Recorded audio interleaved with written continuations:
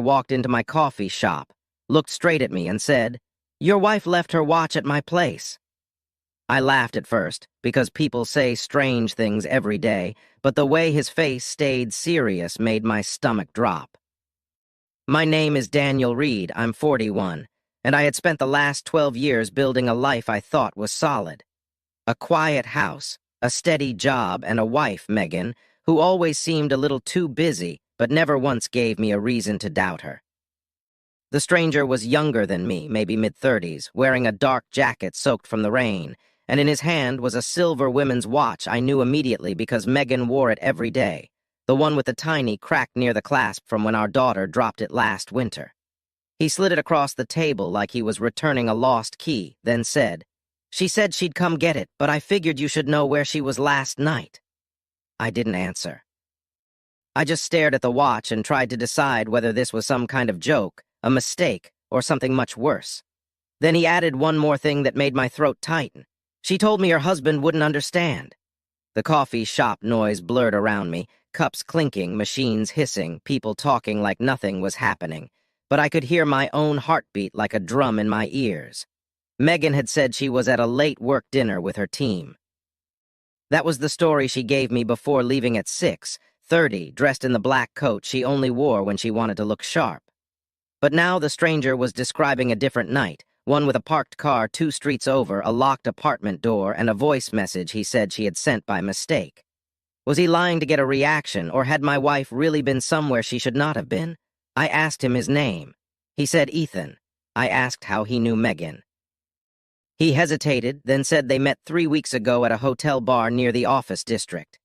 My hands went cold. 3 weeks was enough time for a secret, but not enough time for a lie to feel this prepared.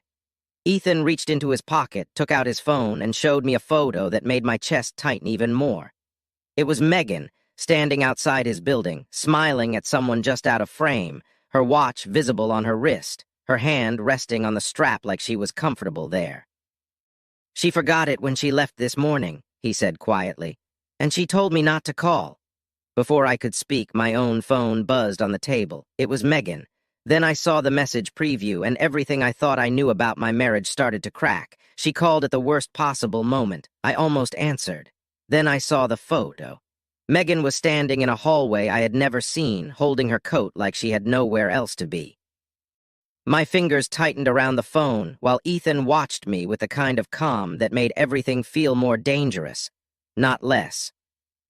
In the 3 years I had run this coffee shop, I had learned how to read people fast, but I had never seen a face that looked both guilty and prepared at the same time. Megan had been acting strange for weeks now, and suddenly every small thing I had ignored started lining up in a way I did not like. She had changed her passcode, started keeping her phone face down, and said her meetings were running late more often than they ever had before. She even stopped wearing the lavender perfume I bought her last spring, the one she used to spray before work when she wanted me to notice her. What had changed so quietly between us?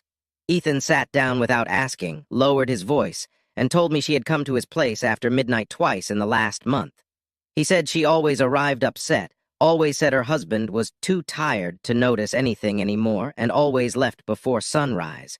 That hit harder than anger. It sounded too specific, too practiced. I looked out the window and saw a silver sedan parked across the street, the same kind Megan drove, and for a second I wondered if she was already here, watching us from somewhere in the rain. My sister Julia worked 2 blocks away and had texted me earlier asking why Megan's car was seen near the Old River Inn on Friday night.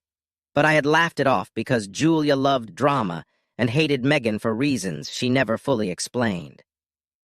Now that text felt like another piece of a mess I had been refusing to see.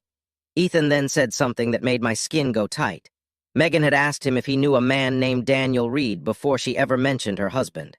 I felt the room tilt. How could she be asking about me behind my back? And why would a stranger in a coffee shop know my wife's private habits better than I did? The shop door opened, a bell chimed, and I turned, expecting someone from work or maybe even Megan herself. Instead, a young woman in a gray coat walked in, looked right at Ethan, and said his name like she knew him well. Ethan's face changed for the first time. He went pale, and the woman held up a tiny black memory card between two fingers and asked, "Are you going to tell him what's really on the footage, or should I?" The woman in the gray coat held the memory card up like evidence in a courtroom. "This is why I came," she said, and Ethan's jaw tightened so hard I could see the muscle jump. My chest felt too small for my breathing, because whatever was on that card was already ruining my life before I had even seen it. Ethan finally admitted Megan had not slept with him, not yet, but she had been coming to him for hours at a time, sometimes after arguments, sometimes after work, and always after deleting her location history. He said she cried on his couch, told him I had become distant, and asked him what it would feel like to start over with someone who actually listened. That was the first knife. The second came when he added that she had kissed him once, in the hallway outside his apartment, and pulled away only because his sister walked out with groceries. My hands shook so badly I almost dropped my phone. Was that supposed to make me feel better? Around us, people kept drinking coffee, laughing, scrolling, living ordinary lives while mine was collapsing over a kiss, and a secret I never agreed to share. The gray coat woman, who turned out to be Ethan's sister Nora, said she had found deleted messages on his old tablet after he forgot it at her place. Megan had been sending him voice notes late at night, not flirty, worse than flirty, full of things like, "You make me feel seen," and "I wish I had met you before everything got so heavy." Those words hit me harder than an affair would have, because they were borrowed pieces of my wife's heart. Had she been mourning our marriage with another man before it was even over? Nora looked uncomfortable, but she kept talking. Megan had also asked Ethan to meet her near the river last Friday, and she almost went through with leaving her car there overnight so I would think she was at a hotel conference. Only a last-minute call from our daughter's school had pulled her back, because Lily had been crying about a broken art project and wanted her mom to come home. That detail destroyed me. She had nearly chosen him, and only a child's small emergency stopped it. Ethan slid the memory card toward me and said there was one more file, something Megan had never meant for me to hear. My thumb hovered over the edge, and for 1 second I thought I saw my wife's reflection in the dark window outside the shop, standing in the rain with her hands at her sides, as if she had been there the whole time listening. Then my phone lit up again, and this time the message was from Megan, but it was not sent to me. Megan's message was not for me. It was a warning. The screen lit up with a text to Ethan, and even before he read it, his shoulders locked like he had been hit. Nora leaned closer, and I saw her glance at the door instead of at the phone, which told me she was afraid of something bigger than a marriage problem. Ethan finally turned the screen toward me, and the message was short. "Don't bring Daniel into this." He's not supposed to know about the envelope. My mouth went dry. What envelope? Ethan swore he had never seen one, but his voice had changed, thinner now, less confident, and that made him look guilty even if he was telling the truth. Nora said the memory card was not hers to keep, then admitted she had found it in the back pocket of Ethan's coat after he came home shaking one night, as if someone had followed him. Followed him from where? I looked at both of them and realized neither of them had come to the coffee shop by accident. Ethan's first story about a forgotten watch suddenly felt like bait, and Nora's sudden appearance with a memory card felt too convenient to trust. Then my phone buzzed again, this time with a blocked number.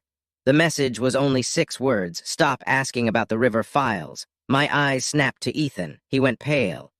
"You got one too," he whispered. I didn't like the way he said it, like this had happened before. What river files? Why would my wife be involved in anything like that? Before I could speak, Nora pulled out a folded piece of paper from her coat and placed it on the table between us. It was a printed map of the river district, covered in red circles, arrows, and one address I recognized instantly: Megan's office building. Under the address was a handwritten note: "Third floor storage. Do not let Daniel see." I felt heat crawl up my neck. Megan had told me she worked late in accounting on the first floor. She had never mentioned a storage room, and now I was staring at a map marked like someone was planning a search. Was my wife hiding evidence, or was she being used by someone far more dangerous than a lover? The rain hit the windows harder, and through the glass I noticed a man in a dark cap standing across the street, motionless, staring straight at our table. Nora saw him too. Her face changed first. Ethan grabbed my wrist and said, Whatever you do, do not go home tonight." Then my phone rang with Megan's name on the screen, and when I answered, a stranger's voice said, "Daniel, if you love your wife, leave the coffee shop now. She's not with us anymore." The truth did not arrive gently. It hit me in the middle of the night on a dead-end street behind Megan's office, with rain dripping off my jacket and a paper envelope shaking in my hand. Megan stood under the building light looking exhausted, not like a cheating wife, but not like an innocent one either, and the first thing she said was, "I never meant for you to see Ethan." That was the moment everything shifted. She took the envelope from me, opened it, and inside was a stack of photos, cash receipts, and copies of transfer logs tied to the coffee shop's nightly deposits. My coffee shop, the one I thought was just a normal business, not a pipeline for someone hiding money in plain sight. She said she had found the records 3 weeks ago when a vendor invoice was sent to her office by mistake, and then she saw my name on one of the account notes. My name, not hers, not Ethan's. Mine. How could my own books be inside her secret? Megan's voice broke when she admitted she had not been meeting Ethan for romance at all. He was helping her trace the money because he used to work fraud cases before his father died, and Nora had pulled him in after she found the first memory card in his coat. But then Megan looked away and added the part that made my stomach twist. She had kissed him once, not because she loved him, but because she was angry, lonely, and scared enough to let the moment happen. She said it ended immediately, but she did not tell me because she was afraid I would stop listening before she could explain the larger problem. What larger problem? The answer came when she held up another page from the envelope. It was a copy of a ledger with one entry circled in red. "Capman, weekly pickup before closure." The date matched the night the stranger in the dark cap had been watching us through the coffee shop window. Megan whispered that the man was not watching her. He was watching me. And then she said the part that nearly made me step back into the street. The blocked number had not been a threat from a jealous lover. It had been a warning from someone trying to protect us, because the name on the ledger belonged to the man who signed my lease, approved my loans, and had been at my side since I opened the shop. My business partner, my oldest friend. The envelope slipped from Megan's hands when headlights rolled around the corner, and Ethan's voice came from the dark behind us, sharp and panicked. "Daniel, don't turn around. He found out we came here." The headlights stopped at the curb, and the man who stepped out of the car was the last person I expected to see. He smiled like nothing was wrong, and that smile nearly broke me in half. It was Marcus Vale, my business partner since the day I signed the lease, the man who taught me how to order inventory, balance payroll, and trust the wrong people with a straight face. Megan went rigid beside me, Ethan swore under his breath, and Nora quietly backed toward the wall as Marcus crossed the street with his hands open like he was coming to calm a family argument. He looked at me first, not Megan, and said, "You were never supposed to know this part." That single sentence made every memory in my life feel poisoned, because I had let this man into my home, my books, my plans, and my marriage. He pulled a key from his pocket and said he had access to the back office, the safe, and the storage room, and he used them to move money through fake refunds and supplier overcharges for nearly a year. I stared at him, waiting for the denial I knew would not come. Instead, he explained that my coffee shop was the clean front for cash meant to pay off a debt tied to his brother, a debt he had hidden from me until the pressure got dangerous. Was Megan lying to protect me, or lying because she had already stepped into his mess? Then she told the part that hurt most.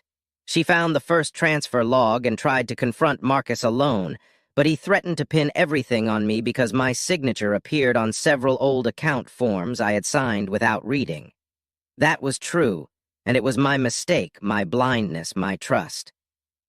Ethan slammed the envelope onto the hood of Marcus's car and said the river files proved Marcus had been meeting another man by the warehouses, someone connected to missing invoices and a burned storage unit near the docks. Marcus's face changed for half a second before he recovered, and that half second was enough. He had lied, not about the money, but about how deep this went.